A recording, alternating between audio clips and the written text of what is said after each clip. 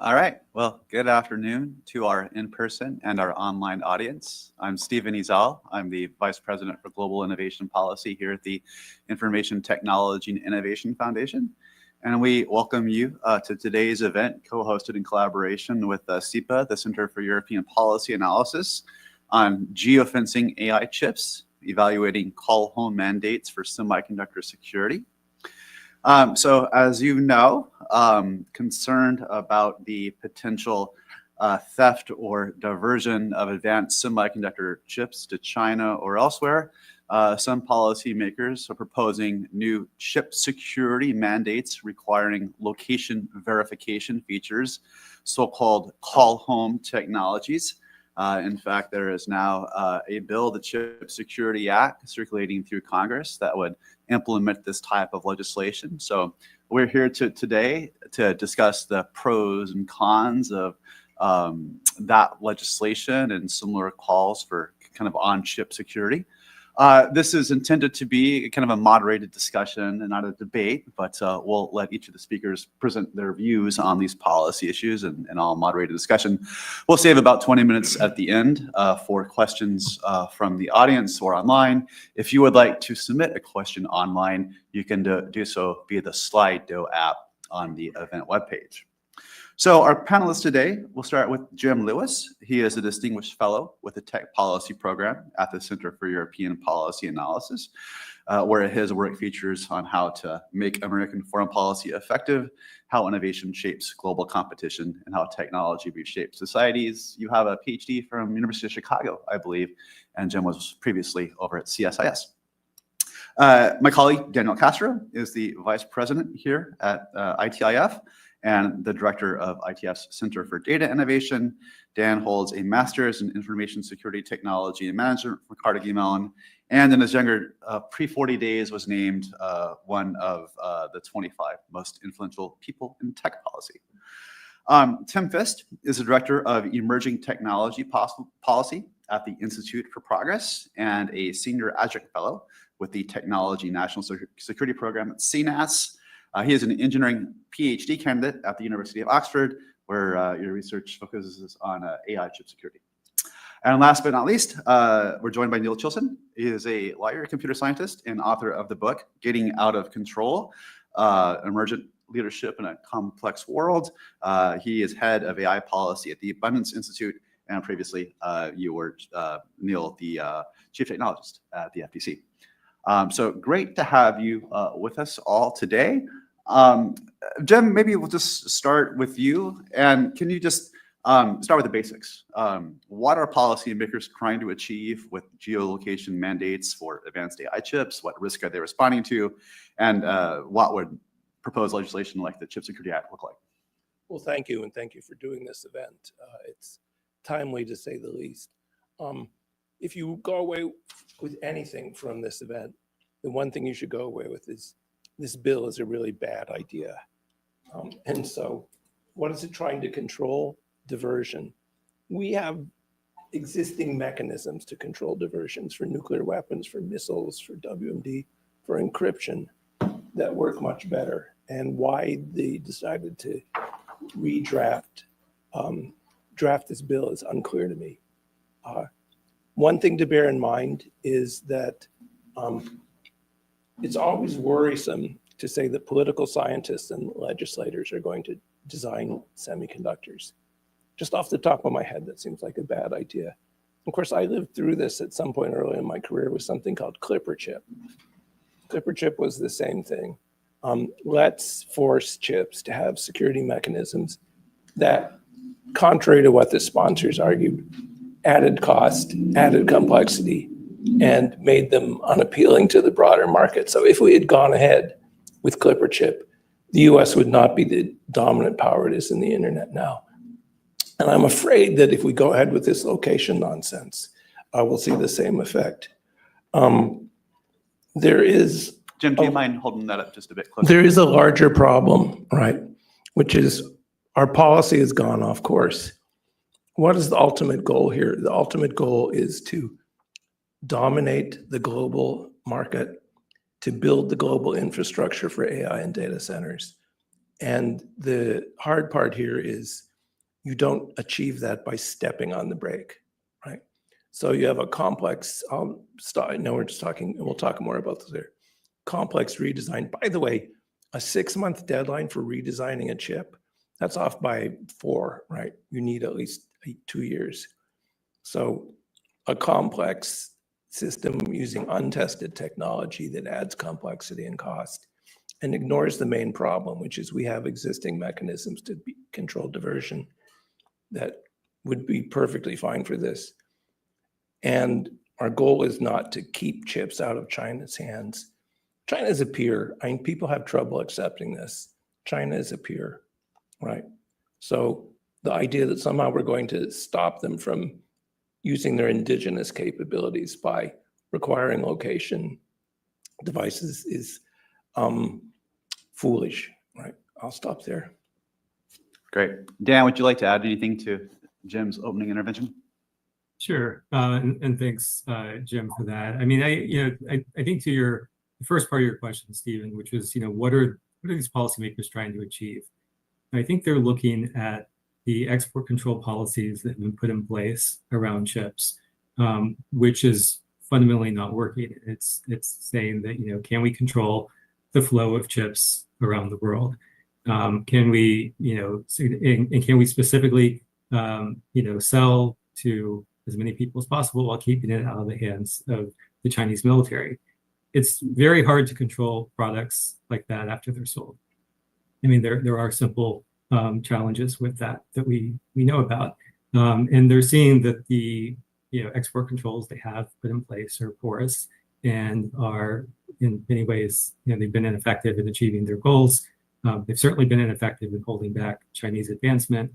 And so they're kind of doubling down on these policies and saying, well, maybe if we tighten the screws a little bit more, we'll get better results. And so, the concept here is, can they, be able to verify where every chip that's sold, every high-end chip that's sold resides? Can they verify that the licensing regimes they set up will be effective? And, as Jim, I think, very rightly pointed out, we've been down this path before with Clipper chip and with other attempts to mandate security features onto technology that often actually make the technology less secure. These kind of verification technologies, the way the government describes it is this kind of perfect technology that it will work, it'll be magical, it'll always work, there won't be any issues. I think if you're asking the consumer, the customer, the buyers of this, they would say, well, this looks a lot like surveillance technology, or this looks like a new vulnerability, because what they're asking for is not just information about where these chips are located.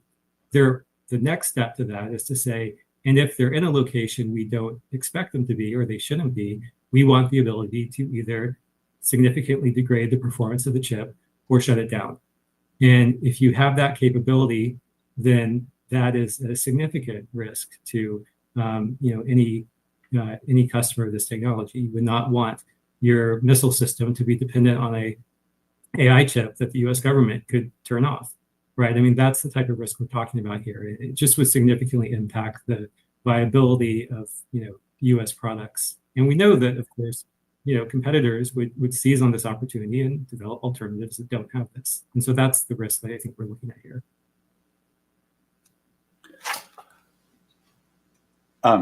Yeah, Neil, go ahead and then Tim, return to you. And feel free to respond to any of those opening questions. Then I want to ask, for those in favor of such mandates, what would a successful chip tracking regime look like in practice for you?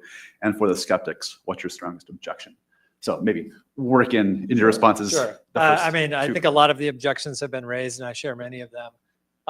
I will add that, you can see the temptation here, right? This is a technological problem, so maybe there's a technological fix, right? This is a technological issue, and so maybe we can do some silver bullet tech mandate that will work here. The challenge is that stopping the flow of commerce to people who really want it, to people who really want compute, is challenging. It takes a multilateral approach. It probably takes real strong governance approach. It's a government problem. It's not really a technological problem. But you can see how appealing it would be to say like, hey, maybe if we, you know, get this silver bullet in here, it would work. And so I'll just add that on the main effects, I'll get a little bit specific on the bill. The Chip Security Act, I think there's a new version that's been floating around. I think it just came out yesterday, but it doesn't fix this one particular problem, which caught my eye when I first read the first draft, which is that as I read it, the Secretary of Commerce can request information about what chips go where for a database that they collect. It appears that database can also include domestic devices, and in fact, there's nothing in the language that says that he can't request also that the domestic location of every chip be sent into this database. And so that should raise concerns about people who are using these chips domestically as well. That's a very interesting mandate and authority for the Department of Commerce to have. And I'll just stop there. I think we'll get into lots of other criticisms, but I'll let Tim have his word. Great. Yeah, thanks all. And yeah, I definitely share a lot of these concerns. I think I came at it from a slightly different angle, so welcome the opportunity to sort of debate some of these points. And I think it's worth starting with kind of what I see as a history of some of the rationale here. And to be clear, the Chip Security Act, I think it's directionally sort of an interesting idea, but I have my own qualms with the bill itself, and we can go into those. But yeah, if we kind of look at sort of like the last few years, we've seen this growing recognition among US policymakers that AI as a technology is very much something that could, you know, reshape the global balance of economic and military power. And it has sort of been the policy of the US government on that basis to sort of pursue this strategy where we're trying to restrict, you know, China from getting access to sort of both sort of large quantities of chips, of AI chips used in data centers, but also, you know, high quality chips, sort of above certain performance thresholds. And sort of the problem with this sort of logic is that, you know, as AI becomes more important as a technology and sort of more states seek to pursue it, you kind of need to ratchet up the controls over time. And part of this comes from we just don't have any good way of knowing what happens to a chip once it goes overseas. And so, you know, over the past couple of years, we've seen increasing evidence that these chips are being diverted into China. Obviously, there's like really big incentives to do this kind of thing. And in turn, we've kind of seen this ratcheting up where this sort of initial export controls in 2022, it was basically just China. 2023, a bunch of additional countries were added across country groups D1 and D4. And then with the diffusion rule, we had basically, you know, every single country in the world being controlled by 18 sort of close US allies. Obviously, that's been rescinded now, but we now see Commerce Secretary Lutnick saying that his preferred way of doing this would be to only have US companies be able to receive US chips and sort of operate those overseas. And I think a lot of this comes from the perception that we don't have a good way of controlling these chips once they get overseas. And I see basically the Chip Security Act is sort of directionally focused on the right things here. So essentially, you know, what you would want is a way to understand where the chip is currently supposed to be, and then verify that it is indeed in that same location. And I would note that in the bill, there isn't sort of a requirement that you then take action off the back of that you sort of have a shutdown mechanism or a kill switch or anything. And I think that that would indeed be a very bad idea. I think that the main thing that I like, and where I'd contrast this to things like Clipper, is it doesn't require a particular implementation, either at the sort of like hardware level or the software level. It basically leaves it up to companies to say, hey, we want you to come up with a mechanism to allow users to verify where the chip is currently being located, and then to notify us if there's information that occurs that sort of indicates that it's somewhere else other than where it's supposed to be in the sort of license application. And my understanding of the bill, and maybe I haven't seen the latest version you have, is that this just applies to chips that currently require an export license. So this wouldn't apply to chips in the United States, but I may be wrong on this. I'll leave it there. I mean, I think that's true, but the language says that anybody with an export license is obligated to report the location of chips. And it doesn't say that those chips that are reported are only those that are, you know, deployed externally. I suppose that's an easy change. Maybe it's an easy change. Yeah, and I think that's not I think the intent is very much not to track domestic chips from at least chatting to people involved. But yeah. But that capability would have to be in domestic chips, likely, even if it wasn't mandated that it be used in the U.S. probably. This is kind of solving a problem that doesn't make any sense from a couple angles. The first angle is, and we had an SIA colleague who had to drop out. SIA's work would show that chips are made, I think it was about 1 billion last year, 1 billion chips. And of those, 240 million were the GPUs we're talking about. And of those, the current system is 99.96 effective and making sure they go to the right place. So we're in pursuit of a tiny improvement, putting at risk both the design of the chips and the market that would be useful for the US to play in. Second issue is the whole chip thing. A couple of us started this a few years ago, and I'm kind of sorry we did, because a chip is not like the one ring that will control them all. And my favorite counterpoint is the Taliban. Here are a bunch of guys dressed in robes using rusty AK-47s that we gave them 40 years ago, right? They won. You don't need an advanced chip. And the Chinese, of course, without this capability, already lead in drones, in hypersonic missiles, in a whole range of military technologies, and in EVs. The Chinese are ahead, and putting the brakes on a particular model of chip won't change that. So the emphasis has to be on how do we pick up the pace? How do we be the ones, the US, that builds the global infrastructure?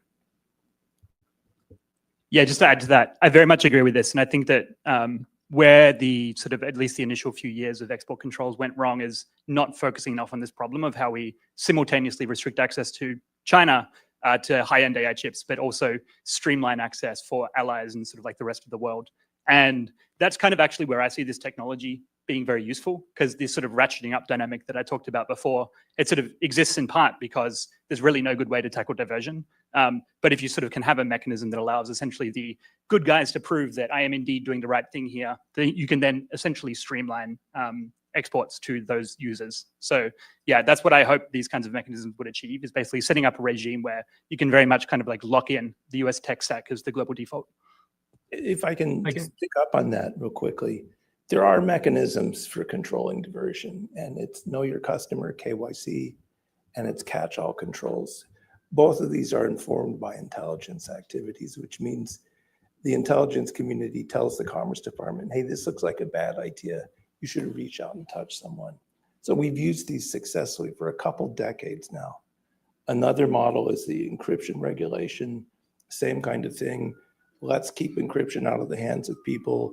That one was a success in yielding the market to European tech companies.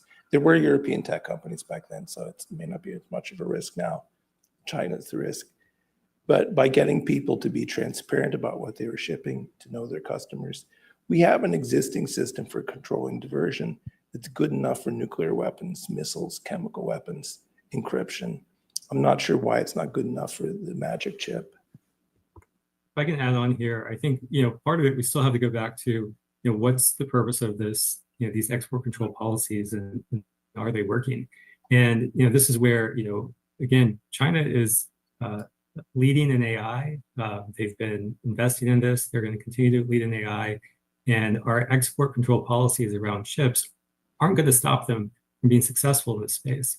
And part of what we also have to look at is, I was very pleased to see the administration, say that, it looks like they're going to allow the H-20 export, because that is exactly what you want to see. You want to see that U.S. companies can sell into the Chinese market, and that will also lessen the appetite for, diversion of high-end, other high-end chips that are restricted, right? You allow the ones you can sell, and that makes that much more feasible. And that's what we generally want to see, from the U.S. perspective. China's a huge market for these chips. We should encourage as much, consumption of these chips, because that's going to help U.S. companies thrive, take that money, invest in R&D, make those next generation chips. And that's money that's not going into the Chinese AI ecosystem, if we're talking about this from an economic competitiveness perspective. I also think if you look at this from national security perspectives, the U.S. government, Defense Department would never put a Chinese-made chip in its military systems. I don't think the Chinese government is going to do the same with U.S. chips. I mean, there's a lack of trust there, probably rightly so, that they're not going to do that. So when we're talking about diversion, there's only kind of a small set that we're really likely going to be concerned about. And, we can address that, as Jim said, through other mechanisms, but also in terms of, being clear about what we are willing to sell and making that a viable alternative. Yeah, just to maybe respond to a couple of points there. And again, thank you for this. Yeah, I think there perhaps is an important difference between nuclear missiles, chemical weapons, and AI chips. And I think the main difference is in the volume. So, with nuclear weapons and sort of missiles and other sort of military goods, you can have a fairly sort of bespoke approach for things like KYC and put a lot of investment into these things. When we look at AI chips, obviously they're a dual-use good, and we have millions of them exported each year. And this kind of makes the diversion problem a lot different. And this sort of, if you look at the character of how smuggling today is actually happening, we sort of did an analysis of this recently where we looked at a combination of procurement records and journalistic investigations and vendor listings in China, and found that essentially the way it happens is there's not actually a US firm involved in that sale. Essentially, you have big US companies selling into third countries like Malaysia, Vietnam, Singapore, selling to distributors there who are based locally, who then sell on to resellers, who then sell into this complex network of shell companies, who then aggregate chips and sort of send them along back to mainland China. And so it's kind of very difficult to track and enforce KYC across this whole ecosystem in a way that you don't have those same problems with the kinds of sort of sensitive military goods. So that's one thing. And then I think on the success of export controls, I think, yeah, I certainly think that the way that export controls have been designed and enforced has a lot of gaps. I will say that a big success case is very much China's current ability to fabricate high-end AI chips. So Undersecretary Kessler recently estimated that this year, SMIC will be able to produce about 200,000 chips, which is kind of a real drop in the water compared to what exists otherwise. We're sort of looking at TSMC more in the potential sort of up to 10 million kind of range. And so I think this really suggests that at least the export controls and semiconductor manufacturing equipment have been reasonably successful at stopping that. I do agree that it's just a matter of time before China gains the capabilities to catch up and fabricate high-end chips at sort of the same level that we do now. And I think the question is really, what do we do in the meanwhile? How do we use our current leverage to get to a better long-term outcome? And I think that very much needs to come from streamlining the process for allies to kind of lock in the technology stack that the US is producing as the global default. Well, so I tested this at home. You can test it at home too. One of the big chip companies gave me one of their chips. It's actually bigger than I thought. And so I thought, I'm going to see if I can blow something up with this damn chip. And so I threw it against stuff, and I regret to announce that it was not very effective as a weapon. And so when I look at China from a military perspective, they outproduce us in chips, they outproduce us in missiles, they outproduce us in drones. They're near peers in space, not as good, but near peers. They're ahead in electronic warfare, and their cyber skills are now roughly equivalent to those of the US. So not giving China a chip is not going to change the fact that we're behind. The focus should be on how do we get ahead of China, not how do we try and prevent them. And I don't think chips are a choke point anymore, at least for weapons. Anyone want to guess the age of the chip in the F-35? Tick tock, tick tock. It was designed in the early 1990s. I don't even know what generation that is, but you don't need a cutting edge chip to have the best weapons. And at the end of the day, it's the weapons that make a difference. Yeah, I was going to say the other big difference, obviously, between nukes and chips is that chips, the vast majority of their uses have nothing to do with military, and in fact, they probably produce huge amounts of benefits. And where the U.S. has succeeded has been not in making other countries dumber, but actually helping making other countries smarter. And I think that the idea that we're sort of going to hold back China on this front, rather than focus on doing what we do best, which is innovate and build, I think is focused in the wrong direction. And I think obviously bringing our allies along is really important. The question is whether or not a hardware mandate like this will bring our allies along, right? Or will they look to other options rather than face the risk that their data, that their security, that their infrastructure is built on something that may have security and vulnerabilities that are baked in at the hardware level. So the worst thing that could happen here is that we have a CrowdStrike problem, a CrowdStrike outage, but it takes years to replace, to fix instead of days, because we have to swap chips out in every single place because we mandated that there be some sort of backdoor vulnerability in there that we didn't know was there. So I think in the AI policy space, we're often quite good at thinking about low risk but high magnitude events, and those types of risks from a static type of embedding of a mandate that's very hard to adjust over time, I think is something that should be really at the top of policymakers' minds. Just while we're on that point, Neil, if a foreign chip maker added these types of on-chip governance mechanisms, would that present a national security threat to the United States? Would we be willing to accept if other countries wanted to insist that the semiconductors we use would have to have these type of on-chip governance mechanisms? I mean, it kind of answers itself. Of course, we wouldn't want that. And I think outside of the military or the government context, I think most businesses wouldn't want that either. And you could see there are some ways in which these mechanisms, while the purpose right now is sort of non-proliferation or diversion, once you have mechanisms like this in the chips, like why wouldn't people pursue other policy goals? Maybe we want to make sure that all the data centers externally are, carbon neutral or something. And why wouldn't we just require that these reporting mechanisms have something to do with that? So I think there's a bunch of policy add-ons that you might see other countries try to employ if this technology, is sort of mandated in the U.S. Breaks kind of the historical norm in this space. Yeah, so I think very much agree with this. And I think a lot of this, there's some complexity here which comes down when we use the term sort of mechanisms in a broad sense. I think that there's a really wide design space here of possible technologies that we could be talking about. And there's really bad parts of that design space, like the Clipper chip, which was a mandatory government backdoor on communications devices. And I think there's good parts of this design space as well, where you're sort of like using hardware to help with policies. And I think a classic example of this is the Apple iPhone.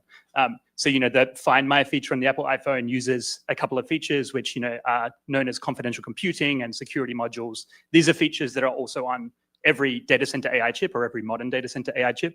And this basically puts sort of the power in the hands of the user to verify information externally. And on that iPhone, this is used in Find My, for example, to allow you to share your location with someone else or to find your location of your phone if it's been lost.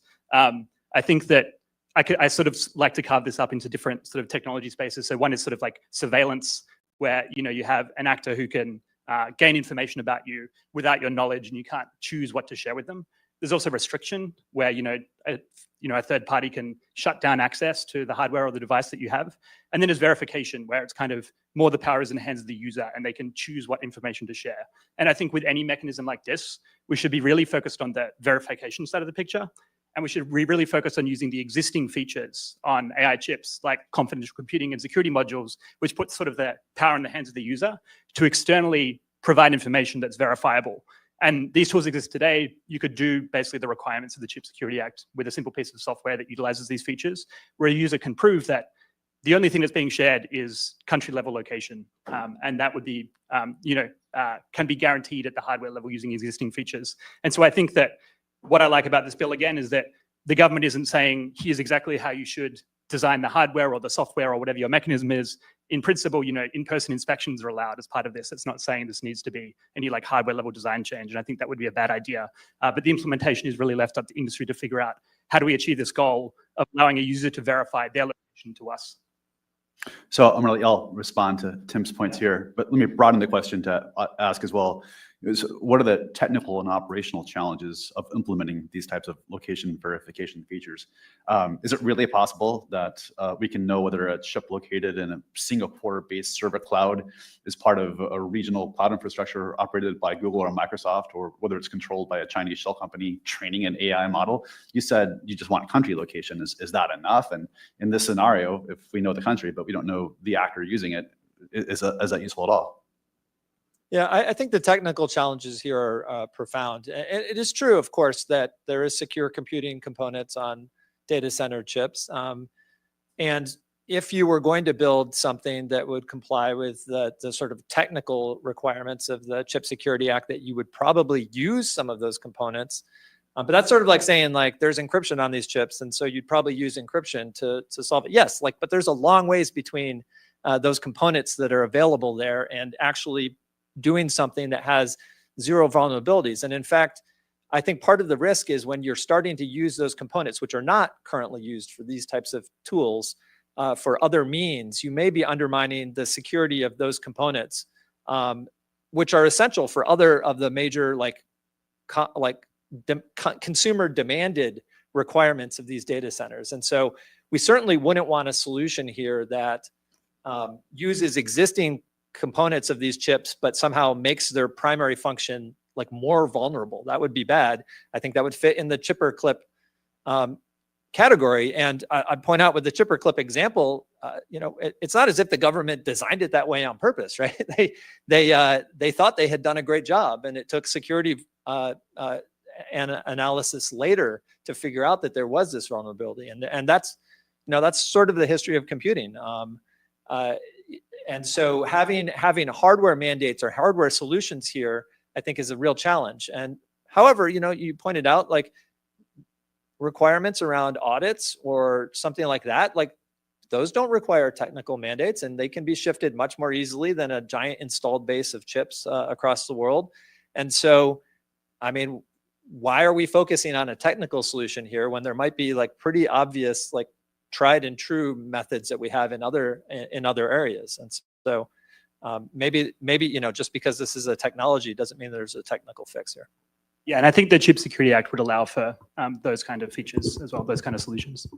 I talked to one of the big chip companies. I don't think anyone from that chip company is in the room who makes chips for the iPhone. And they said, yeah, the iPhone chip has oh, sorry. Well, you can hold your ears.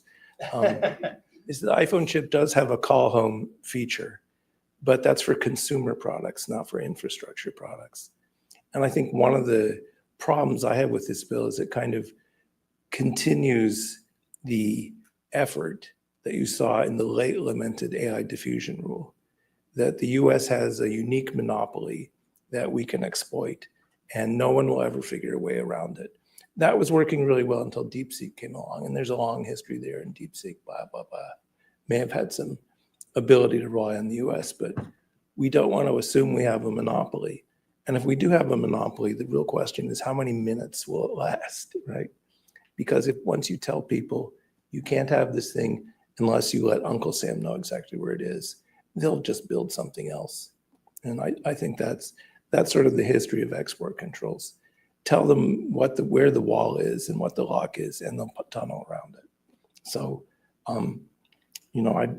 I get the sense. I am not as worried about having access to powerful chips in the near term being, let's say, 4 years, as some of the authors of this bill are, in terms of military or political advantage. Long term, sure, it's going to be like the steam engine. It will reshape economies, but in the near term, I'm not as worried. Yeah, just to follow up on the consumer versus data center chip thing here.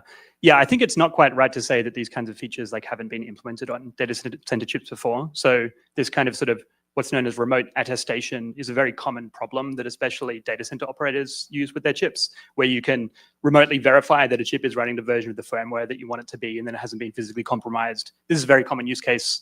Another one is doing privacy-preserving machine learning, so participating with other users in a shared training run where you can share your data and keep that private. This is another common use case. NVIDIA actually has a feature that is on all of their DGX systems, which is actually called the NVIDIA System Manager Call Home, which is an opt-in feature where a user can sort of automatically transmit data back to NVIDIA about sort of, debugging and failure logs and things like this. I think the important thing about that is, opt-in. I think, again, this should be a tool for verification. This shouldn't be mandatory surveillance. But ideally, we want this to be a system where good guys can kind of opt in to show that they're not diverting chips, and this allows them to get access to a much larger number. Yeah, if I can Call on the NVIDIA people in the room to talk about that. No, go ahead, Dan. They can ask questions or make comments. Yeah, I was just going to say Yeah, go that ahead. I think one of the problems we have here is that whenever we're talking about these, export controls or policies here, I think we often don't think about the second order effects. There's kind of a lack of creative thinking that goes on here. So, the first, policies were let's restrict exports to, very specific countries, and then they said, oh well, we forgot about diversions, and now we're going to widen it out.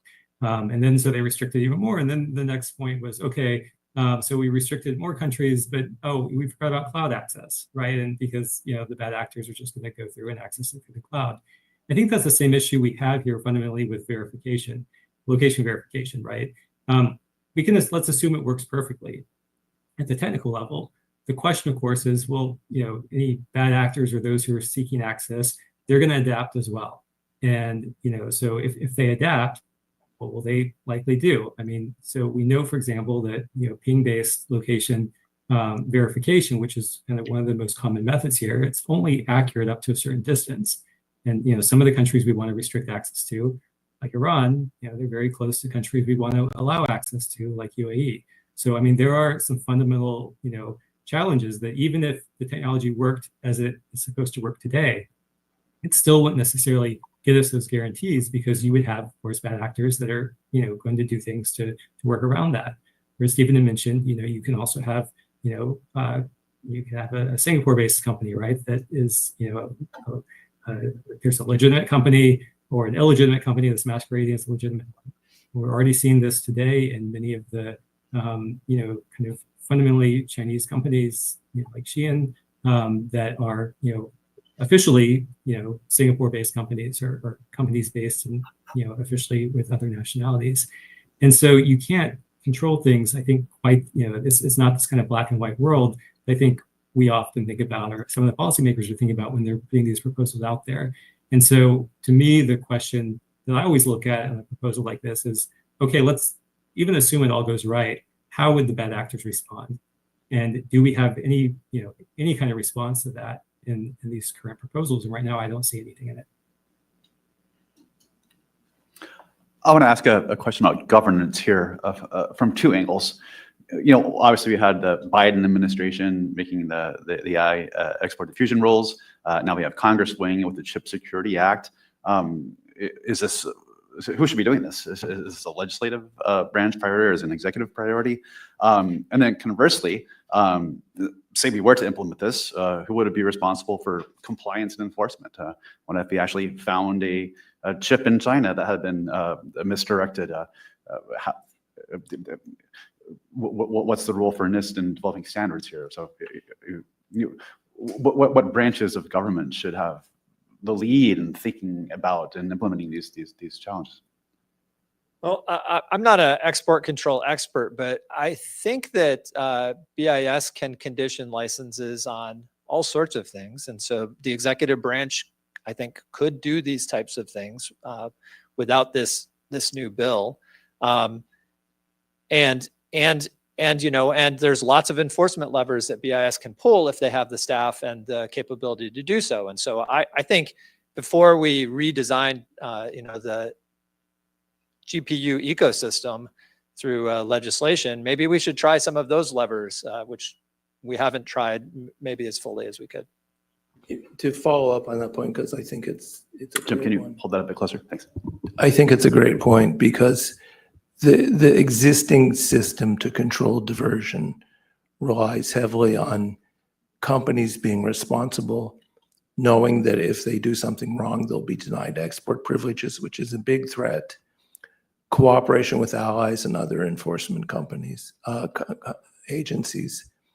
That's really the key here. And so one thing we haven't said is I'd much rather see more resources go to BIS, Bureau of Industrial Security Enforcement, to tamp this down. Yeah, very much agree with that. I would take an additional couple $100 million for BIS 10 out of 10 times over this bill. But yeah, I think what I like about measures like this is it's not really asking the government to do a whole lot. It's putting the onus on industry to sort of help solve this problem, not being extremely prescriptive about what they should do. That's sort of what I dislike about it. But. Yeah, okay. Well, I can talk about it.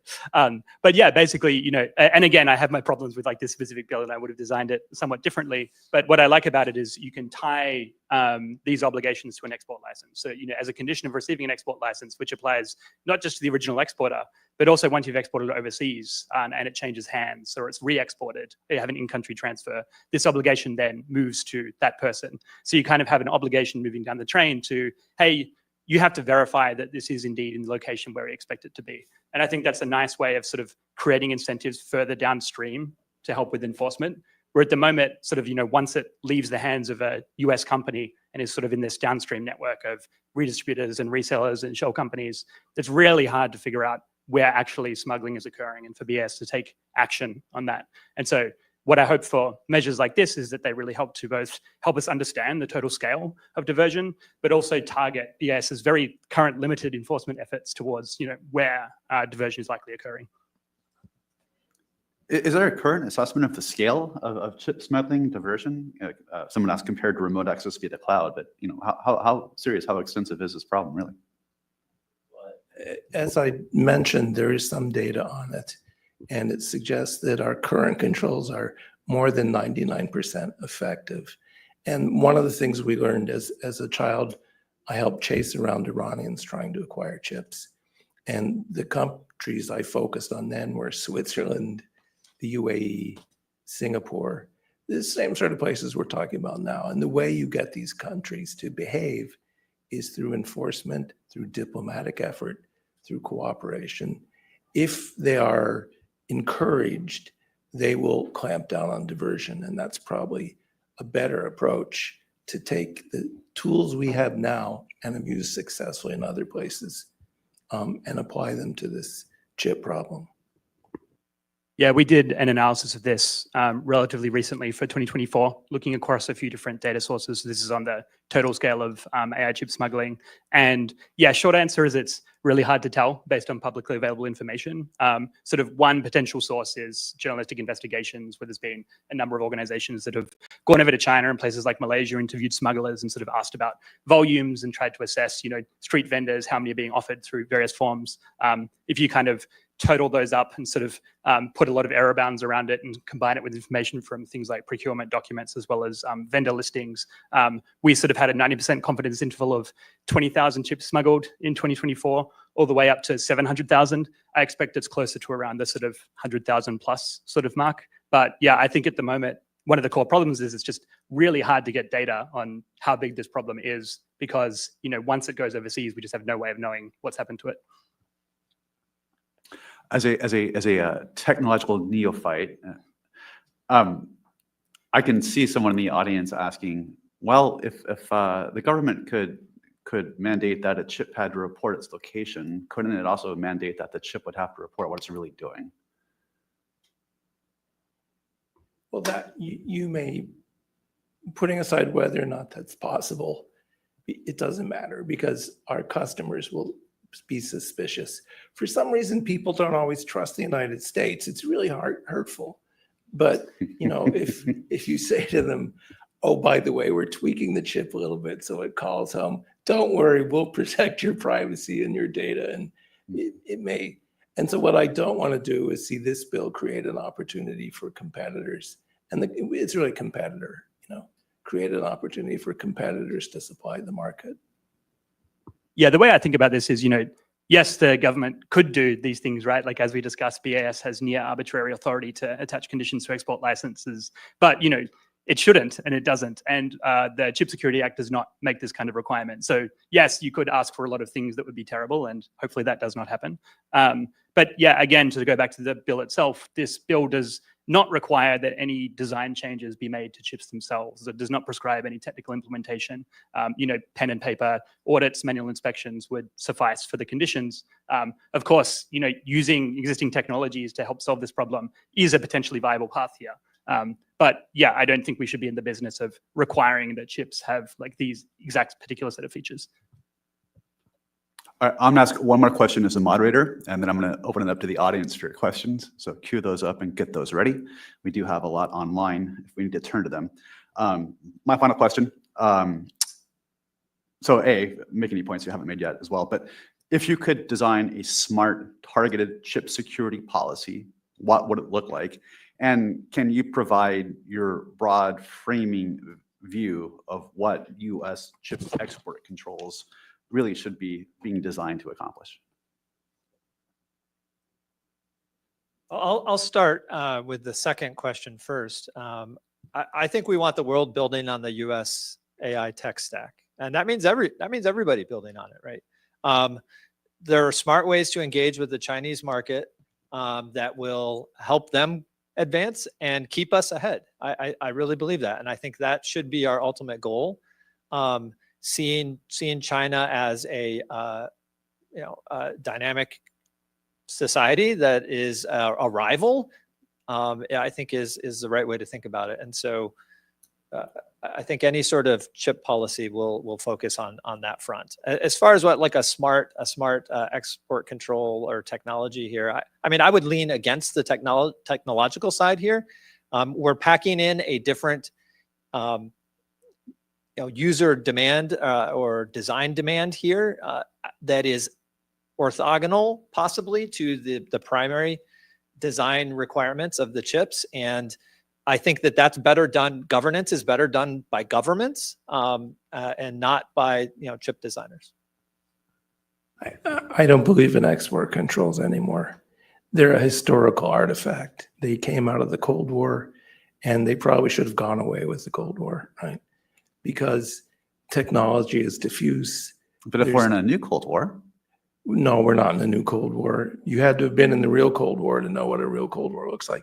In the real Cold War, there was only $15 billion a year of trade between the Soviet bloc and the Western bloc. 15 billion. There was almost no travel. There was no intellectual exchange, very limited academic exchange, no research exchange, and much more consensus with our allies who were scared of the Soviets. So it's not a Cold War. And so Cold War tools are inappropriate, right? And when preparing for this, I was thinking about someone named Robert Fogel, who was an economic historian who wrote that there's no single technology that confers success. It's a combination of technologies that confer success, right? And that the British, who were the leaders, why did the British dominate the Industrial Revolution? Not because they were restricting exports, because they flooded the market, to your point, because they dominated the market. And so that's what I'd say is the 20th century was great, had a really good time, but let's give up on the 20th century tools and focus on how do we make America build the technologies that create the infrastructure for what we know the future economy will depend on. And that's the policy I'd like to see. Yeah, very much agree with the dominate the market strategy. One way to do this is to get rid of export controls entirely. My preferred way would be to reform export controls to be much smarter. And I think, yeah, a key issue with export controls right now is it's just very, very hard because the licensing process is extremely burdensome for many sort of good guys to get access to chips when they want them. And so ideally, we need to solve that problem with targeted solutions.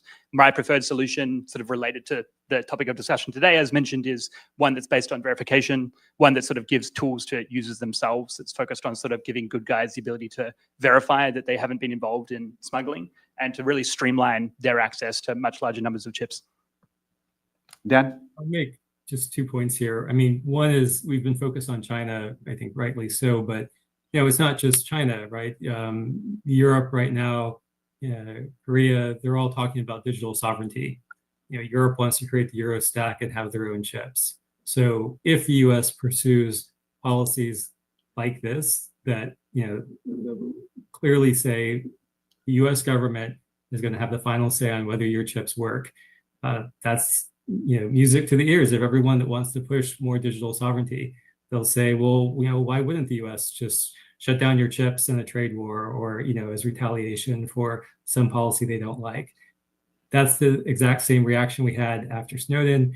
I think, rightly, the US government should pull back from those types of policies for the benefit of US industry. That's the first point. Second point is, the chips don't smuggle themselves, right? So if the key issue here is enforcement. As was said earlier, let's fund BIS. Let's make sure they have the tools. Let's fix any kind of enforcement issues going on there. Let's get more cooperation from our allies. That's how you fix enforcement. It's not by changing something on the chips, because that fundamentally wasn't the problem to begin with. Very well, great. Okay, let's take questions from the audience. I'll call them as I see them. If you would just identify yourself and the organization you're with. Go ahead, Nick. Stand up. Hi, good afternoon. My name is Nee Simmons. I'm a visiting fellow for New America.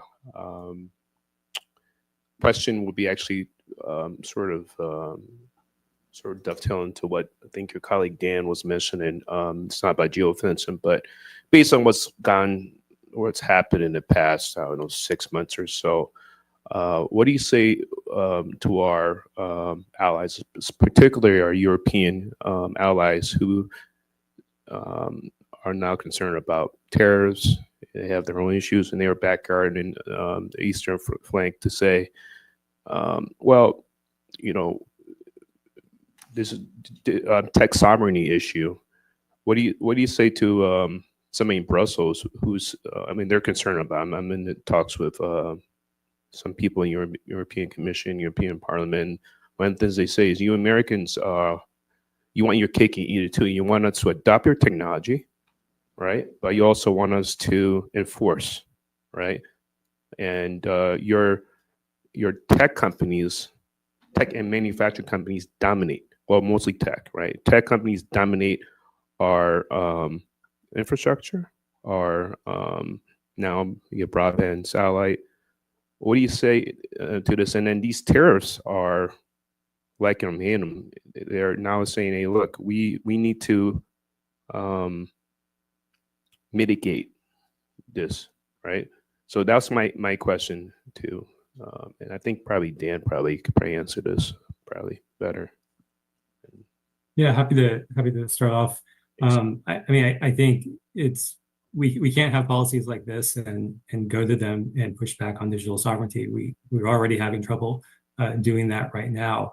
What we should be thinking about is, you know, not just an American AI stack, but a U.S. allied AI stack that is a counterweight to China. Because even though the U.S. is, you know, remains the global leader in AI, with I think China right on our heels and in some areas catching up very closely, we will be able to stay ahead and do much better if we have strong integration with the European research ecosystem, with some of the European companies, with Canada, the UK, with Australia, Singapore, and Korea. I mean, we have to strengthen those alliances, because on sheer numbers, China will surpass us if we just maintain what we're doing today. And so, you know, that's why policies like this that, you know, are somewhat, you know, kind of niche here, right? Like, we're talking about a very small part of the AI ecosystem relative to everything that's happening here. It can have a huge impact if we talk about, you know, splintering our allies, so that, you know, we have, it's not just the US versus China, but it's, you know, the US without, you know, the EU, and the EU is diverting things away, and maybe the UK is doing something different too. That really hurts our long-term opportunities. And that's why I think we're seeing, you know, China being somewhat successful at, you know, pushing things like, you know, an open source, alternative chip, designs. We're seeing with Russia, Putin announcing the BRICS AI alliance network, where they're bringing together a lot of new countries, even some US allies to that. We have to be worried about those alliances fragmenting, because that will have a huge impact on our ability to compete long term. Can I just add, like, you know, Europe did make a similar choice in the past around telecommunications infrastructure with 5G, and the US lost that one to China. And that's, you know, we need to not have that happen in the AI space as well, and wrapping our companies up in this type of technological mandate wouldn't do us any favors there. Yeah, just to add, I think, yeah, I definitely do not want to see, you know, hundreds of thousands of chips in the hands of the Chinese Communist Party, but sort of equally, I want to see, you know, many, many more chips flowing to Europe and other parts of the world. I think a big issue with the diffusion rule, which was rescinded but introduced by the Biden administration, was it imposed a licensing requirement on many allies in Europe, which, you know, I think was ill-advised and sort of, hurts to the sort of creation of that US allied tech stack that we really want to try and engender. Thank you so much. My name is Jake, and I'm with a company called GeoComply that builds software geolocation tools. And as you would guess, I'm a little bit biased, but putting that aside temporarily, I'd like to bring up the issue of remote access, which I think came up a few times. if we accept the premise that compute in the hands of Chinese entities is a problem, which I don't think is a universal or even majority held view here, but if that is accepted, how do you compare the risks of remote access through cloud compute providers to the physical diversion? And if you accept that that is a risk, what proposed technical remedies do you think are worth exploring? And is that something that requires congressional action? Can the administration do something about it? BIS? Just curious how you think about, remote compared to physical export. Yeah, I can start here. I've looked into this a fair bit in the past, and yeah, I agree. It's like, if you've solved every other part of export controls, but still Chinese developers who are, building dangerous systems can still, access hundreds of thousands of chips via the cloud. That still seems like a gap. What has been proposed so far has been essentially better KYC regimes for cloud computing. So whenever someone is accessing the cloud, like large quantities of AI chips, let's say, so set a threshold around it in some form, do some quite involved version of KYC that perhaps pulls from the sort of heightened measures that are used in the financial industry, where you often even conduct intelligence reports and to do really in-depth sort of analysis. That's one kind of approach. I think that ultimately, if I compare, shipping 1 million chips to China versus those being accessed via the cloud, I think the cloud access pattern does look a lot more favorable, basically because you can have like the chip itself, as well as, the network traffic to and from the chip remains in the hands of hopefully a US firm who is not located in China. So, withholding access to that resource is a lot easier, and doing a more involved KYC process is a lot easier as well. I often think it's potentially a safer way if we think about, we want Chinese developers to be building on the US tech stack. Ideally, it's a great way to sort of flood the Chinese market with cheap AI compute without a lot of the risks that might come along with that as well. And so I kind of would like a regime where we actually make it such that AI compute provided by US firms is readily available in China up to some threshold, which corresponds to, can they really train the most advanced models at the frontier? I really like that. The analogy that I might make is to, pirating of music, which back when you couldn't stream it online was that's how people got music on their computers, right? And so providing, making it easier to actually purchase this stuff in a way that is, easily accessible, I think that solves a lot of this problem. We want to focus on the right problems, and access to chips is not a primary problem. The primary problem is the ability of the Chinese without this stuff to dominate in shipbuilding, in drones, in missiles, right? They're ahead, right? How do we change that? We want to focus on not so much the ability of the Russians, which is relatively pathetic, but the decline of Europe, which is one of the great strategic problems of our time. So think of it that way, is how does these sorts of policies contribute to either reinforcing European strength or letting the US catch up? It's embarrassing to say, catch up with the Chinese when it comes to advanced military technology. So I don't worry so much about chips. I think those are the big problems. Chips are not central to solving them. If I can just add on one point, we do often, I think, sometimes over index on data centers because of the fact that obviously you do need the large data centers to train these models, but there's a lot of AI that is of course, it's edge-based devices, it's robotics, other areas where China is also very much ahead. And so it's, to the question about, is it, the remote versus chip location? I mean, we do care about chips too, in the sense of it's not just remote, right? Like you can't, if China only had remote access to compute, that wouldn't solve, of course, many different AI problems. They will still continue to embed chips in their robotics. They will still continue to pursue that.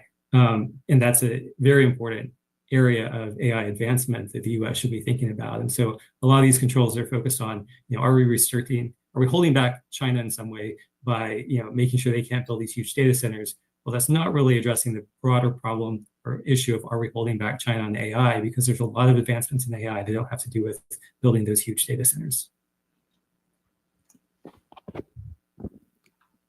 Hi, thank you. Seth with the Silverado Policy Accelerator. So just 2 quick points on privacy protecting mechanisms for chips. Tim, if you can address that, that'd be great, because I know that's a point that's been brought up quite a few times, and then cost, if you can talk about that. And additionally, what research have you done, Tim, on looking at what military applications, what maybe Intel applications, the PRC, the PLA in particular, have used American technology, American chips for? I don't know if you can talk about that in the open source, but this is another thing that the other panelists brought up as not happening currently, but wondered if you can shed some light on that. Thanks. Yeah, sure thing. So yeah, on the first thing, and this is about what sort of mechanisms exist and how they be used on chips. Is that? Yeah. Yeah. So yeah, the two sort of like fundamental, I guess, hardware modules that I mentioned before is a trusted execution environment, which enables confidential computing. Basically, this is a mechanism that's on almost every sort of high-end data center AI chip today. It essentially allows a user to share information externally and sort of control exactly what's shared, as well as verify to an external party that that information is indeed correct. The other key thing is a cryptographic processor, often called a security module, which is the thing that can hold a private key on the chip itself and allow the chip itself to kind of like sign information with that private key to validate that, hey, yes, I am indeed the chip that you're talking to. And you can combine these two things to essentially create like a privacy preserving verification mechanism where, you know, a chip can share information about its location, for example, or in this case, if you were to use a ping-based scheme, it's essentially just responding to a ping, and then the round trip time is measured to figure out, you know, approximately where this chip is. Of course, there's different ways that you can use this and different ways that you can verify location. On the military question, this is not an area I've done in-depth research on. I think the Center for Security and Emerging Technology, CSET, has done the best on this. There's a paper they had a couple of years ago where they reviewed, I think, over 60,000 procurement documents from Chinese military organizations. And I think, yeah, one of their big findings was where there was chips mentioned, largely they were like US AI chips that were being procured as part of those documents. So just an anecdote on that. I was talking to a member of the Chinese Academy of Sciences who became very excited and told me every chip the United States makes has a kill switch, and you could turn off our chips in the event of a war. Why would we ever use your chips? The Chinese are even crazier than we are, which is really saying something. And so they're not going to use our data centers. They're not going to use our chips. They're not going to do it for the same internal security reasons that we would not use Chinese chips or data centers. There's this question of, can they train AI models based on access to chips? And it's not clear. Let me say it, not proven might be the best way to say that, but you have to get from training the AI model to actual advantage on the battlefield. And there's many, many steps. What I worry about, it did come up, I think Dan brought it up, the Chinese are ahead in so many technologies with military utility. You know, keeping chips out of their hands is not going to help us remedy that. There's other things we need to do, fixing the defense acquisition systems, reinvesting in R&D, which is a strange change in this administration. A number of things that would help us, rebuilding Europe as an ally. But none of those involve knowing where a chip is located.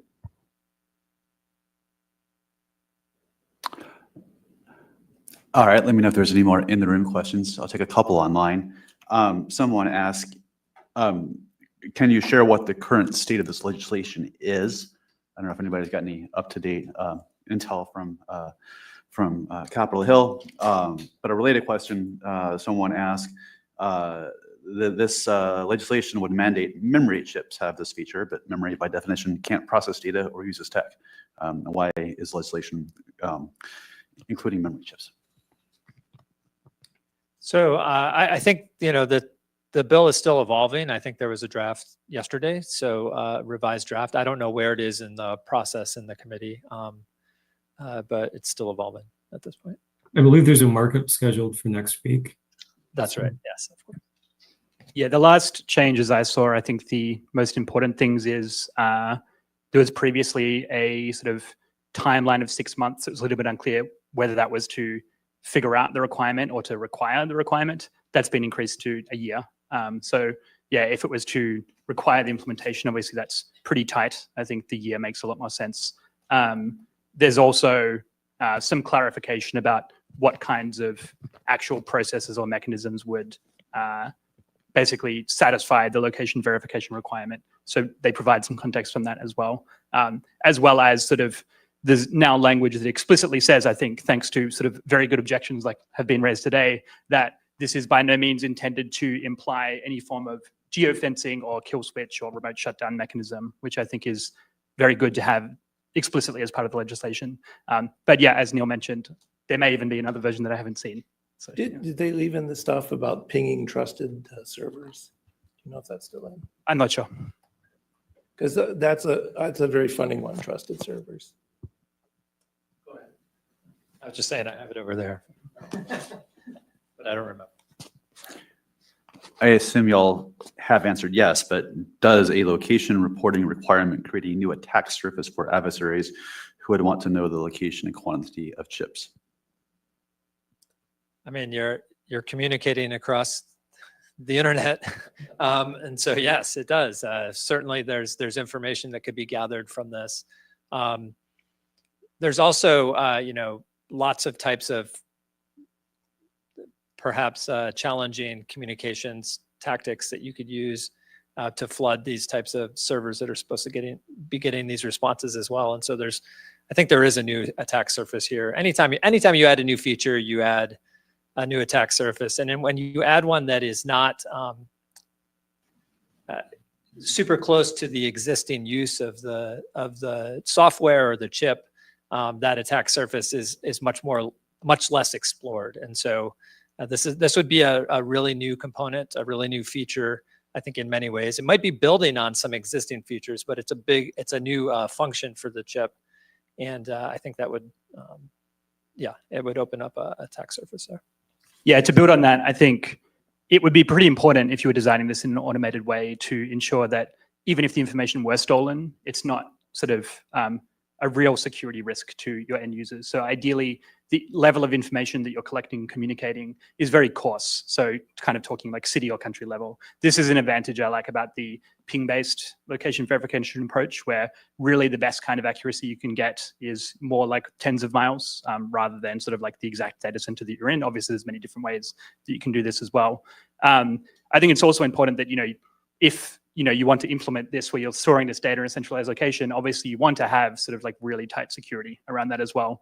I will say, that if we think about the ping-based approach where it's, sending pings to a chip and measuring around trip time and estimating its location based on that, there are sort of commercial platforms that sort of are widely deployed with, hundreds of landmark servers that sort of ping devices and get the response back and measure the location. GeoComply is perhaps one of these companies that I'm afraid not heard about, but one that I know about is IP Info, who's sort of one of the biggest providers of this sort of information. And they actually do this for personal devices. So, your chip, your phone has likely been pinged by, many of these servers which are trying to estimate its location, usually for kind of fraud prevention or marketing purposes. So this kind of ping-based location tracking is pretty widely deployed already. I think the thing that would be novel here, if someone were to do it for AI chips, is actually implementing at scale for AI chips. But there's sort of core hardware components that you'd want to do that are there. So Microsoft has these funny names for Chinese hacking programs. They're usually it's something Typhoon, like Volt Typhoon or Salt Typhoon. And the Chinese have been much more successful at hacking our infrastructure, our systems, our telecom, than we tend to give them credit for, at least publicly. And so the idea that there's some new reporting requirement that the Chinese won't get into is really touching, but it's unlikely, right? So just assume that they have penetrated and have access to everything you're sending. That's probably a fair bet. It sounds a little draconian. But then we're going to add this new layer on. We haven't talked about how you would secure it. And somehow that will magically be different from everything else that's been penetrated. Okay. I think if I can just add on, I mean, there's also this, it's kind of interesting because I get the bill in the current version, as was mentioned, they added a line that said, this isn't to imply that the Secretary of Commerce can require kill switches. And there's a lot of when you talk about these proposals, I wouldn't say hedging, but saying, well, we can do kind of a lighter touch version of this, right? But the problem with that is, I mean, you can go very light touch on something that pure reporting, not tied to a customer, not tied to a specific location. But one, you run the risk of, okay, if the information isn't accurate, or if the information that's reported says there's a problem, what do you do? Like, do you actually know, do you know that the information is correct? Is there a technical failure? How do you actually, make sure that this is useful information? And then you can say, well, let's get it a little more granular, but still no kill switches. And then the question is, well, what have we actually achieved in the end? Maybe we have a little bit better information, but kind of so what? So, we lost 1 million chips that we don't know where they are anymore. And we know that, so we're sure we lost them, as opposed to being uncertain we lost them or having some uncertainty that we lost them. But so what? Like, what did we actually achieve there? And, again, there's some assumptions that are also, I think, people are operating on. For example, that, oh, well, a company would lose these chips because they would know that there are repercussions in the future. But you could, of course, have some kind of startup that gets these chips, smuggles them out, and they don't really care. They've disappeared, right? They achieved what they were setting out to achieve. And so, that's where you say, well, that's why we want a kill switch, right? Because that's the only way this can be effective. So I get that the proposal in here kind of tries to walk some of that back. The problem is if you walk back some of those, the more severe proposals, then you kind of start asking, well, what's the point of this in the end? Like, what are you actually achieving? And so I think that's why many people are still suspicious of these proposals, even when they say, well, we're not going to require this, because it doesn't seem like it makes a lot of sense to go through all this effort if you're not going to have the ability to degrade or have a kill switch at the end of the day. Building quickly on Dan's point, previous experience with diversion suggests that the real problem is middlemen. So third parties who are sold to, and they're the places that you need to get under control to prevent diversion. And that makes it an enforcement problem and a diplomatic problem, not a technological problem. Yeah, very much agree with the middleman point there. And I think this is actually pretty germane to the concern that you raised, Dan, where, yeah, I guess I prefer to sort of evaluate, the legislation on the merits and not sort of on the sort of where this could potentially lead. And I like that they have drawn a line in the sand about what this is not about. But I wouldn't underestimate the value of that information about, which chips we're confident haven't been smuggled. Because this, one, allows you to sort of like estimate the potential scale of smuggling. Two, it allows you to have this kind of regime where you can scale up exports down the line to the good guys who you're quite confident aren't smuggling as well. And three, it helps prioritize limited enforcement efforts that BIS has towards where the smuggling is likely happening. And so at the moment, as I mentioned before, there's just no real good way to understand what has happened to these chips after they've gone overseas. And ideally, you can have a system where okay, this 1 million chips that have went through, or this 100,000 chips, went through Malaysia, and the last person who had access to them was this company who had this data center, and now they've gone dark. That is sort of excellent information to follow up on to figure out, okay, who was ultimately responsible for that export, and sort of deter and enforce, future controls. And I don't think this should be automated. I think this should trigger a sort of manual process. But the idea here is to prioritize BS's currently limited enforcement resources. Just a quick point. I mean, I agree with what you're saying there, Tim, except for the fact that on the bill, I just want to be really clear. The bill says that it's not requiring the Secretary of Commerce, or it's not directing the Secretary of Commerce to be able to require a kill switch. It's not saying that it's not saying kill switches are prohibited, right? So to me, that's the important difference. I understand that the bill is not mandating it, but it's not taking that off the table either. And if that's kind of the solution that people start agreeing is the only way that it can be effective, that's why at least I still have a problem with that. And so if the bill said kill switches are off the table completely, I think we'd be having a very different conversation. Right. Yeah, understood. And I would agree with that. I would support a bill that explicitly prohibited kill switches. Yeah. Question here. Yes. Hi everyone. My name is Ayushi. Hi, my name is Ayushi, and I'm a second-year Master's of Public Administration student at Cornell. And I'm also currently interning with a startup which deals with distributed ledger and is technically working on auditing data. So we were having a discussion about how when chips fall into unknown territory or unknown geolocation, self-destruction has become a questionable material. And when we talk about Security Chip Act, how do you see that as an option from working from a remote access? And these conversations are these conversations imperative at the administration level, or should it come through the companies that are dealing with exports and chips? Just wanted to have an understanding about it. So with the question about distributed ledgers specifically as a technical No. So solution? basically, it's about how chips are, as we were talking about smuggling of chips. So self-destruct is an option. And as it was mentioned previously, that the bill doesn't mandate particularly to not accept the self-destruction, but it can. We are having these conversations around, and there's a hack that have been found for falling of these chips into unknown locations and territory. So I wanted to understand, how does administration view these understanding coming from startups who are dealing into self-destruction idea and storing the information as well, or it should be through larger companies, if that makes sense. Well, I don't know specifically how the administration is thinking about that particular set of technologies, except I will note that I don't think the administration asked for this particular bill, right? This is a congressional idea primarily. And so BIS has asked Congress for things in the past. I don't think this is one of them.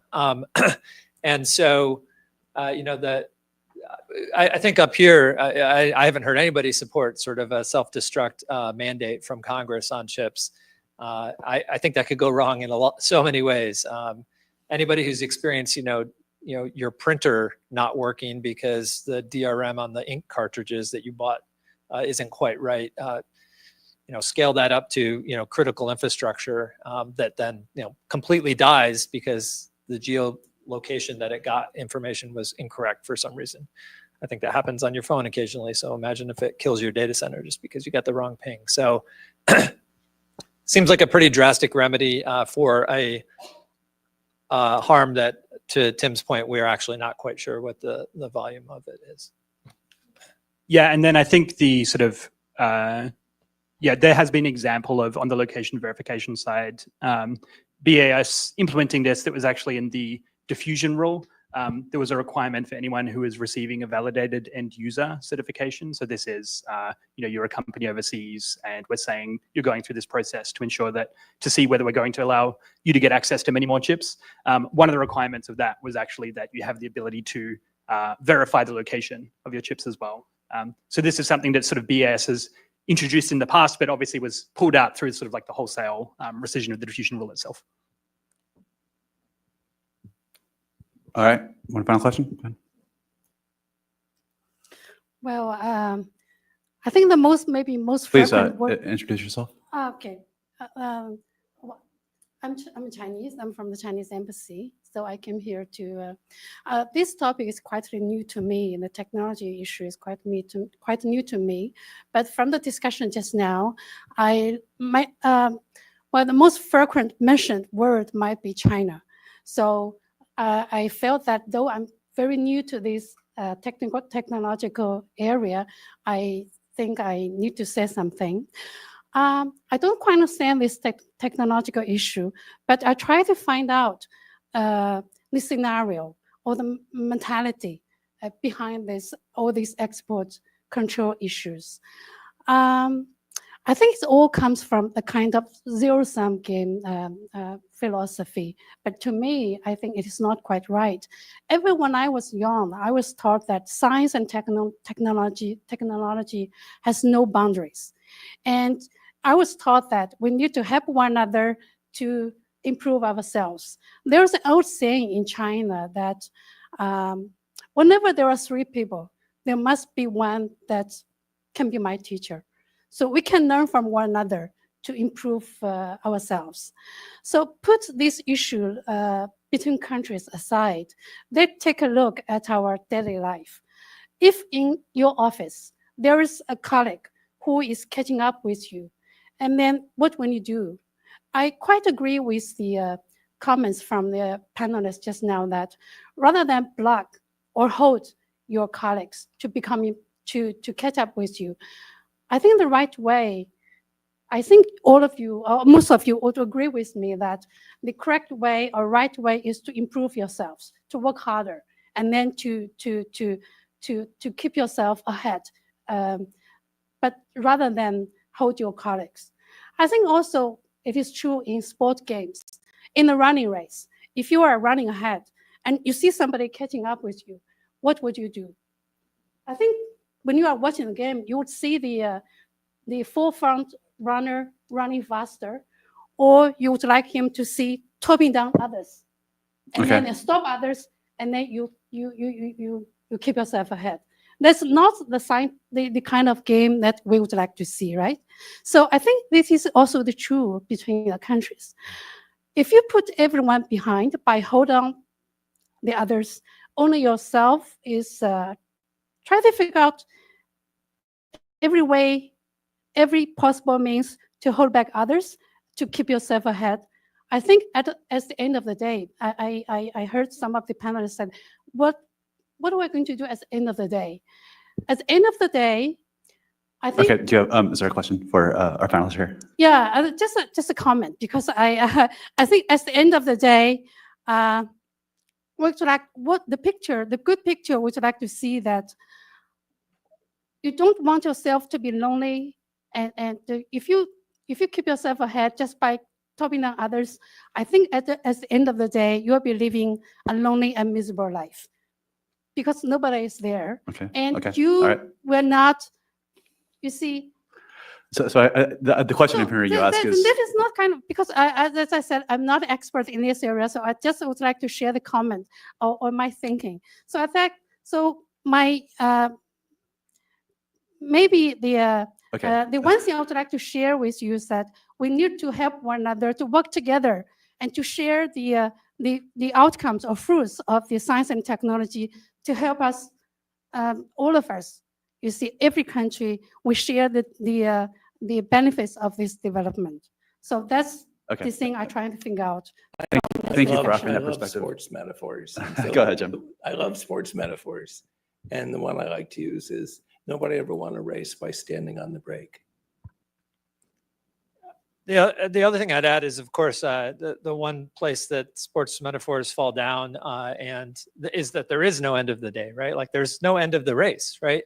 And so this is a competition, this is a rivalry that we're going to be in for a long time. And so the question is, how do we engage in a way that's productive, that leans into our strengths, that you know, from the U.S. perspective, like how do we magnify our strengths? How do we exercise those? And I think that it really is a sort of unconfident pose to say that the only way we can stay ahead is by holding back other people. All right. Let me just conclude here by asking any of the panelists if they would like to make any final concluding or closing remarks. Jim, start with you. I do worry that we've overemphasized the importance of chips in what will be a long-term competition. You know, and so when you look in, certainly for some of the political, let's pick on Ukraine, since I don't think there are any Russians in the room. Having the best chip is not going to determine the outcome of the conflict in Ukraine. There are other features, but I worry that we obsess a little bit about the importance of having the whippiest chip. Yeah.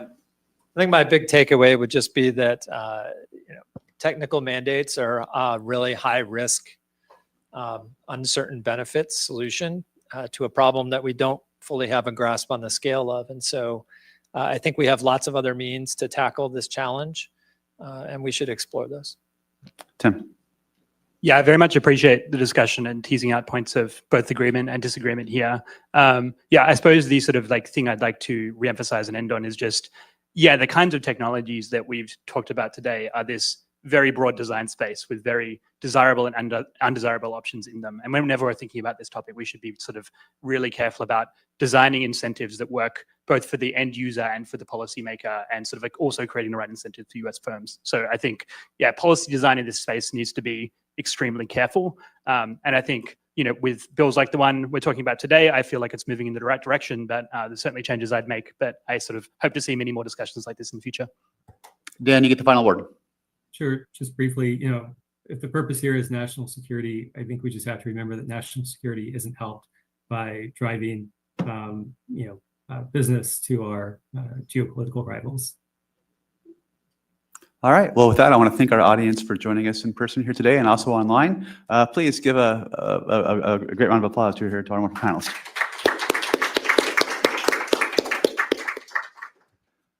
This video will be online here this afternoon if you want to share it with others. And thank you again for joining us today. And thank you, Jim and CEPA, for the collaboration. I appreciate it.